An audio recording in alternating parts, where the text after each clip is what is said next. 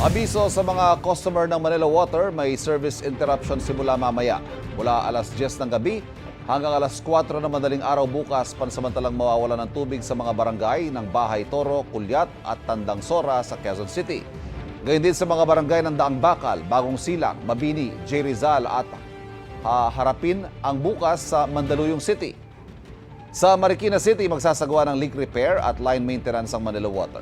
Apektado niya ang ilang bahagi ng Barangay Fortune, Parang, Concepcion 2 at Marikina Heights. May service interruption din mamaya sa Barangay 894 sa Santa Ana sa Maynila.